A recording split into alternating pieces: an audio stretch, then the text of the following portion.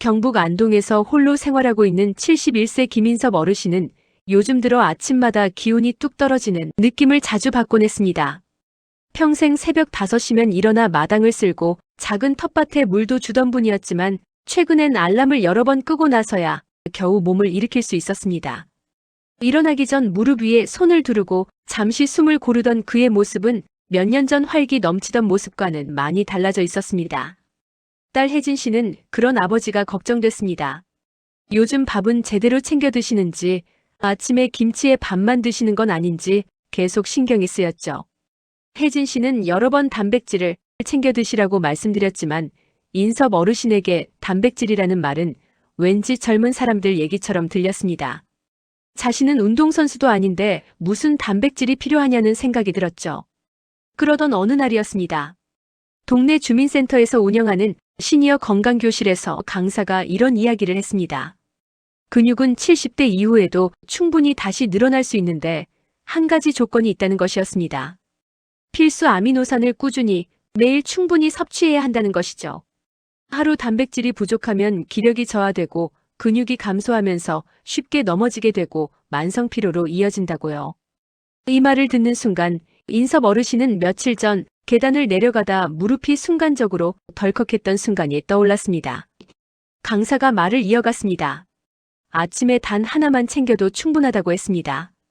누구나 쉽게 먹을 수 있고 소화도 잘 되고 우리 몸이 바로 쓸 수 있는 완전 단백질, 우리나라 시니어 건강의 1순위 영양식품이라고 했습니다. 강사는 웃으며 말했습니다. 너무 흔해서 오히려 사람들이 가치를 모르는 것이고 여러분 냉장고에도 아마 다 있을 거라고요. 평생 먹어온 너무 익숙해서 그 중요성을 잊고 있던 바로 그것. 오늘 우리가 이야기할 식재료 바로 계란입니다. 먼저 계란이 근육 손실을 막는 완전 단백질이라는 점부터 말씀드릴게요. 계란은 근육을 만드는데 꼭 필요한 필수 아미노산 9가지가 모두 포함된 식품입니다. 시니어분들에게 근육이 줄어든다는 건 단순히 체력이 떨어지는 게 아니라 넘어질 위험이 증가하고 무릎과 허리 통증이 악화되고 혈당과 혈압 조절 능력이 저하되며 피로가 누적되는 것으로 바로 이어집니다. 계란은 먹는 즉시 근육 합성의 재료로 쓰입니다. 50대, 60대라도 마찬가지입니다. 근육은 지금도 만들어지고 있으며 계란은 그 출발점이 됩니다.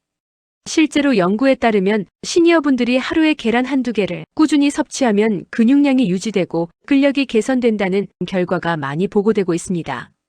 특히 아침에 계란을 드시면 하루 종일 근육 합성이 활발하게 일어나서 체력 유지에 큰 도움이 됩니다. 계단 오르내리기가 힘드신 분들, 다리에 힘이 없다고 느끼시는 분들이 계란을 꾸준히 드시면 확실히 달라지는 걸 느끼실 수 있습니다. 두 번째는 아침 피로를 줄이고 기력을 살리는 비타민 B군입니다. 아침만 되면 몸이 축 처지는 이유는 에너지 대사가 더디기 때문입니다. 계란에는 비타민 B군이 풍부해서 피로 회복, 체력 증가, 집중력 개선, 신경 기능 안정에 큰 도움을 줍니다. 특히 비타민 B12는 나이가 들수록 흡수가 잘 안 되는 영양소인데요. 계란은 비타민 B12의 훌륭한 공급원입니다. 자주 피곤하신 분들, 무기력하신 분들이 아침에 계란을 드시면 오후까지 에너지가 유지되는 걸 느끼실 수 있습니다. 계란 한 개만으로도 하루 필요한 비타민 B군의 상당 부분을 충족할 수 있습니다. 세 번째는 두뇌 건강과 기억력 유지를 돕는 콜린입니다. 시니어분들에게 가장 중요한 영양소 중 하나가 바로 콜린입니다. 계란 노른자에는 뇌신경을 보호하고 기억력을 유지하는 데 필요한 아세틸콜린의 재료가 풍부하게 들어 있습니다.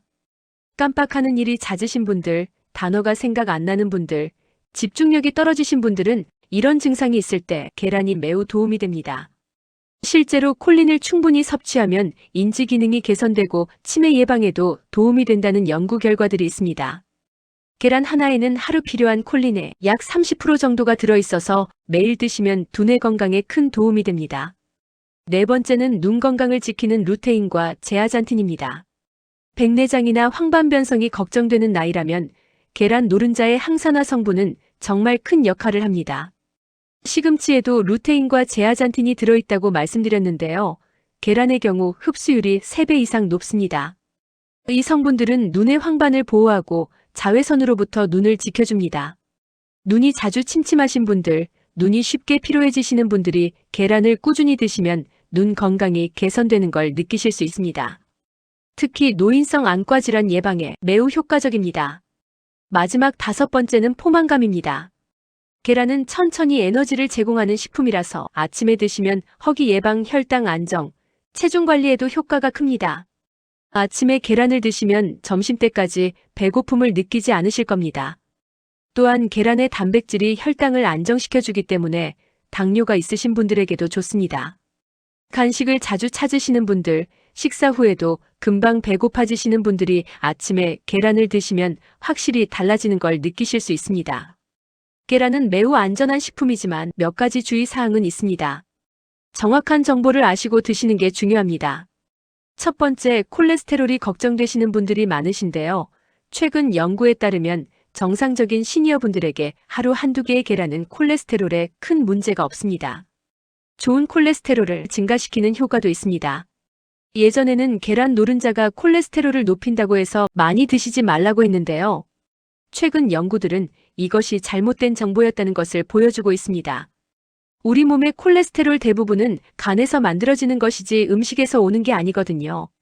하지만 가족력에 의해 고콜레스테롤 혈증이 있는 경우나 의사에게 콜레스테롤주의 지시를 받은 경우에는 하루 한 개 이하로 조절하시는 것이 좋습니다.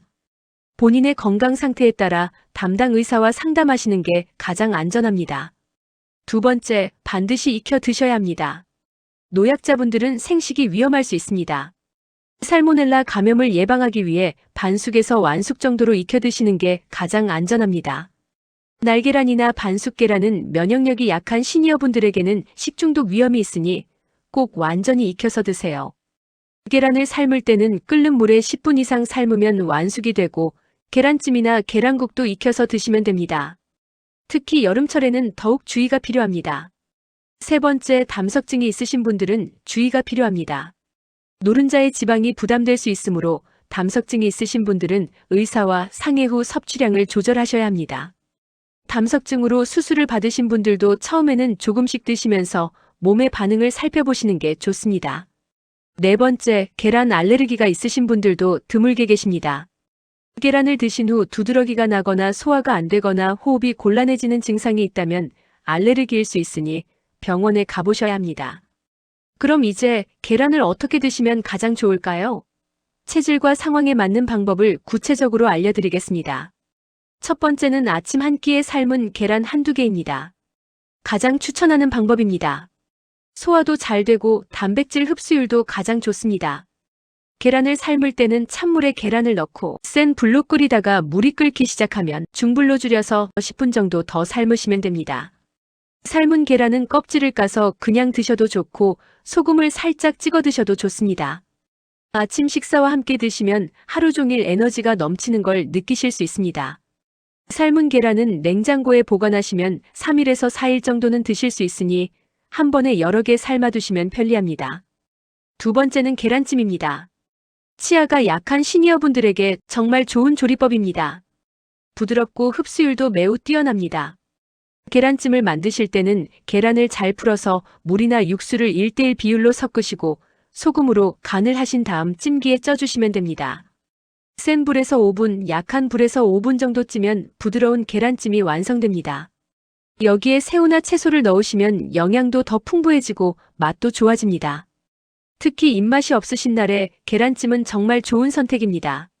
세 번째는 계란국입니다. 자극 없는 단백질 보충 식단입니다. 속이 예민한 분들도 부담 없이 드실 수 있습니다. 계란국을 끓이실 때는 멸치나 다시마로 육수를 우려내신 후 계란을 풀어넣고 소금으로 간을 하시면 됩니다. 여기에 파나 두부를 넣으시면 더 맛있고 영양도 풍부해집니다. 계란국은 소화도 잘 되고 속도 편안해서 아침 식사로 정말 좋습니다. 네 번째는 계란 후라이입니다. 기름은 최소한으로 사용하시고 노른자와 흰자를 함께 섭취해야 완전한 영양을 얻으실 수 있습니다. 프라이팬에 올리브 오일이나 들기름을 살짝 두르시고 계란을 붙여서 드시면 됩니다. 이때 너무 센 불에서 하시면 영양소가 파괴될 수 있으니 중약불에서 천천히 익히시는 게 좋습니다. 그럼 하루에 얼마나 드시면 좋을까요? 건강을 위해서는 적당한 양을 꾸준히 드시는 것이 가장 중요합니다. 정상적인 시니어분들은 하루 한두 개가 적당합니다. 고지혈증 위험군이신 분들은 하루 반 개에서 한 개 정도로 조절하시되 의사와 상담하신 후 드시는 게 좋습니다. 여기서 가장 중요한 것은 바로 꾸준함입니다. 계란도 한 번에 많이 드시는 것보다 매일 조금씩 꾸준히 드시는 게 가장 효과적입니다. 최소 2주 이상 꾸준히 드시면 몸의 변화를 느끼실 수 있습니다. 우리는 나이가 들수록 몸의 기력이 떨어지는 것을 너무 자연스럽다고 생각합니다. 하지만 그것은 나이 때문이 아니라 영양이 부족해서 생기는 변화일 때가 더 많습니다. 아침마다 먹는 계란이 근육을 지키고 기억력을 보호하고 피로를 줄이며 넘어짐을 예방하고 하루의 에너지를 바꾸는데 얼마나 큰 역할을 하는지 정말 많은 시니어분들이 계란을 꾸준히 드시고 나서 아침이 다르고 힘이 돌아오고 계단이 한결 수월해졌다는 변화를 직접 경험하고 있습니다. 익숙해서 가치를 잊고 살았던 그 식재료, 어쩌면 지금 여러분의 식탁에서 가장 필요한 영양일지 모릅니다.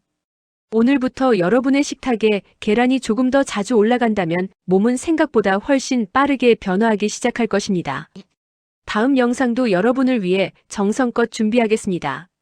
궁금한 식재료가 있으시다면 댓글로 남겨주세요. 오늘도 편안하고 건강한 하루 보내시길 바랍니다.